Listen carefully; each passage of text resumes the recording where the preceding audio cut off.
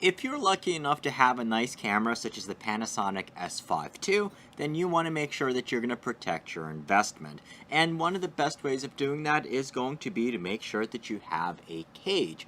So a cage such as this one that we have from SmallRig, this is the brand new SmallRig cage for the Panasonic S5 II, and it'll also work with the S5 IIX. It's going to do two things. Number one is that it's going to give you a nice rigid aluminum frame around the camera. So therefore, if you're using this and you drop it for some reason, it will be protected if it falls on the side. Number two is that it's going to add a lot of functionality, and it is going to make your job, especially as a videographer, a lot easier. So let's take a look at some of the features of this cage. Number one is that you are going to get 2 additional cold shoe adapters. So with this cage, the way that they designed it, you still have access to the hot shoe adapter.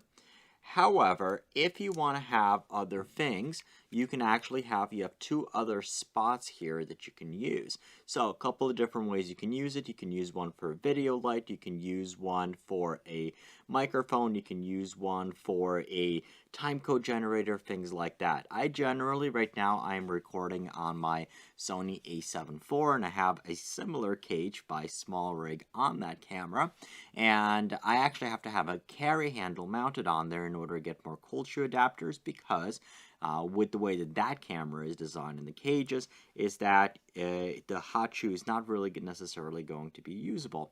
As such, I have a carry handle to have one microphone on top of it, and when I'm recording full featured videos, I am going to be using one of them. That's going to be for the teleprompter app to hold my phone, and the third one is going to be to use for a wireless receiver or a timecode generator. So the fact that we have an extra one here is going to be fantastic. Number two, and one of probably the most best conveniences, is that you're going to have an Arca rail on the bottom. So if you have any decent tripod, you have an Arca rail on here. You don't need to take anything in and out, and your battery cap is still going to be accessible so that you can use that. Now you are going to have a bunch of 1/4 and 3/8 screw holes all around.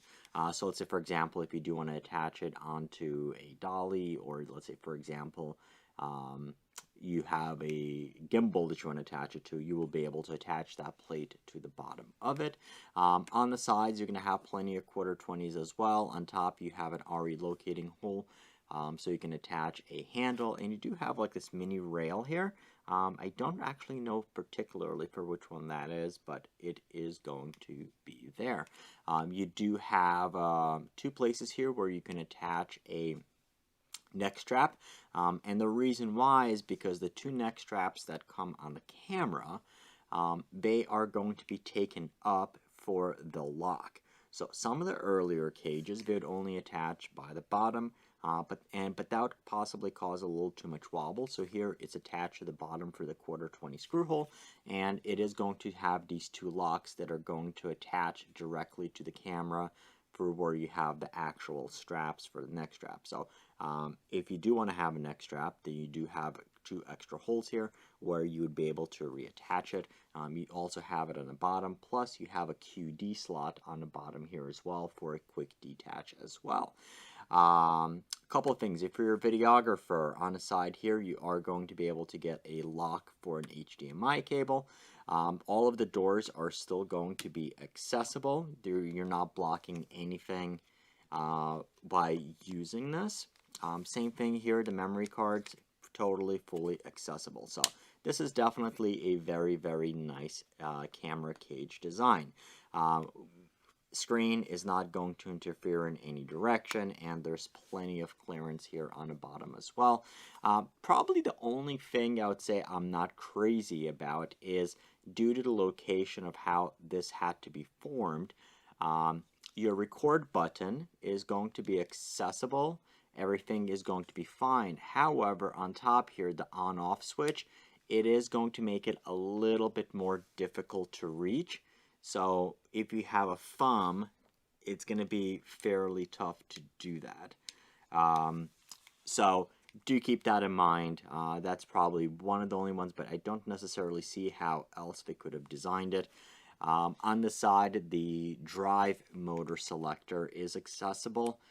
Simply because you have ample space to grab it from both sides here.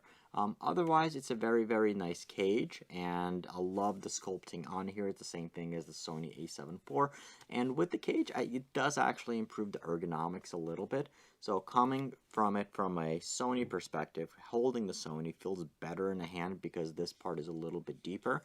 So by having this sculpted extension on the side, it does make the Panasonic slightly more ergonomic, at least in my perspective. So that is the brand new awesome cage by SmallRig for the Panasonic S5 II and S5 IIX. Now it is going to come with a tool here on the bottom, and in a separate video I will have a video showing how to install this cage, because it is a little bit more difficult than I would say than my regular S5 cage, primarily due to the way that these locks operate. So hopefully this video helped you out, and I'll see you in the next video.